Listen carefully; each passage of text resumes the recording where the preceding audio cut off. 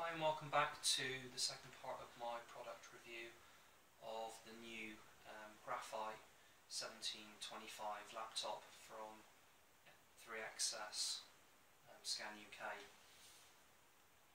As you saw in the last video, I literally just unpackaged it and got it out of the box, and we talked a little bit about the technical side of things. So this is upgraded CPU, upgraded GPU as well, running the 980 SLI version of NVIDIA's new graphics card.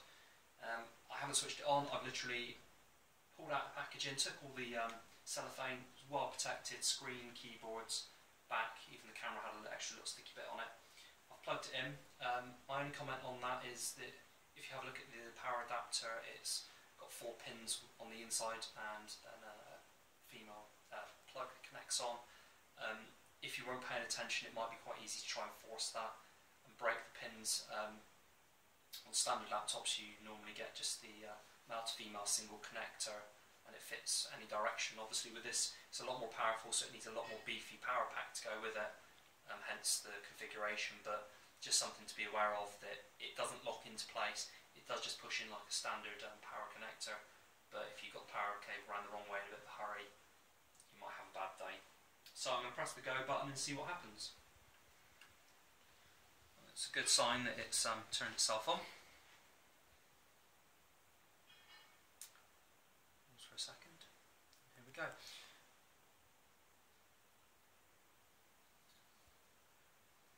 Now I've been told to expect a fairly quick startup time on it, given that it's running 32 gig of RAM, high-end processor, and it's running on a 256 gig SATA drive.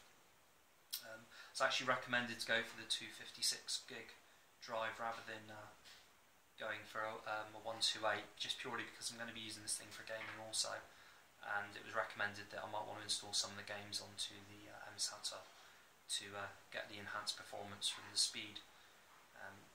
And it was a fairly open and honest device. I was considering 500 and so gig drive, but I was actually told that that would be a bit of overkill, and just to go for the solid state hybrids or solid state drive. First boot, and it is taking its time. I was hoping it was going to be a little bit quicker than that, but given that it's first configuration, we'll let it off. Let's just hope that it actually does boot, because if not, this is going to be a very failed demonstration and it's going to be something I'm going to have to send back. Please work.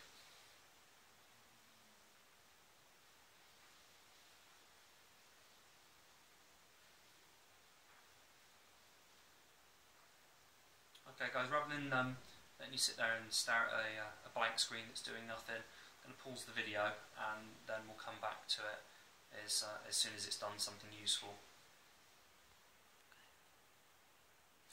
Hi guys, welcome back again. Sorry for the pause in that video. It seemed to be running through several setups and configurations. It's just prompted for the Microsoft license agreement, which I've just accepted, and it's come up to the personalised screen. So it's come up and it says please pick a colour and give your PC a name. You'll be able to personalise this more later. So I've left it at the default purple and I've just called it PC123 for the meantime. Return. It's already identified. There's some wireless, and I'm just going to skip through that configuration.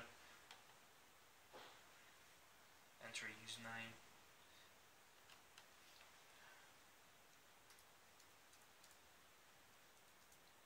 Just got user 123 for the time being.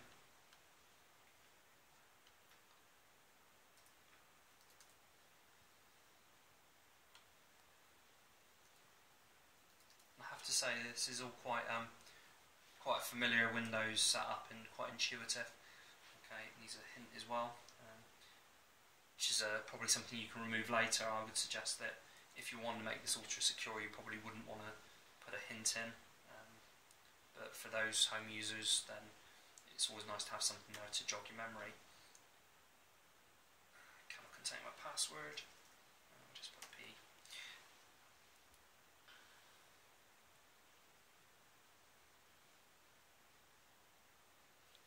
To say, all in all, for that first initial boot, that did take about 2.5 minutes, but I'm hoping that that was just the first configuration, and I'm hoping that the finalising settings isn't going to take much longer.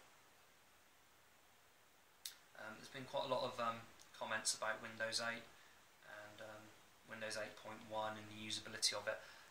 I've come from using Windows Vista, Windows 7, and I've originally started as an IT engineer working on Windows 95, 98, NT4, XP, 2000 Vista, and so on. So I'm quite used to the classic display. Looks like the system's been set up again with a classic display in mind, and that's the initial boot, and it's now asking me to customise the keyboard and colour them in. So we'll go with full coloured keyboard. I haven't seen any of this before, so it's completely unprompted, and I'm just going to leave it as its defaults and come back and try and play with the settings later. So that's the system booted. Let's very quickly see if we can restart the system and see if we can improve on those startup times. As you can see, I've got no idea what the settings are. So we've got classic style with 2 columns, or the Windows 7 style. So we'll just select the Windows 7 style. See if we can get that to go again. There we go. And it does look all very familiar to anyone. So let's try a restart and see if that's any quicker. No, don't want to sleep it. I believe how difficult it is trying to operate a keyboard from the side, or a mouse for that matter.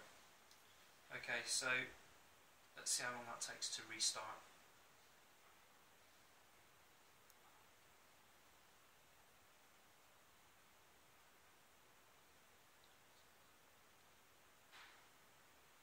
So 15 seconds.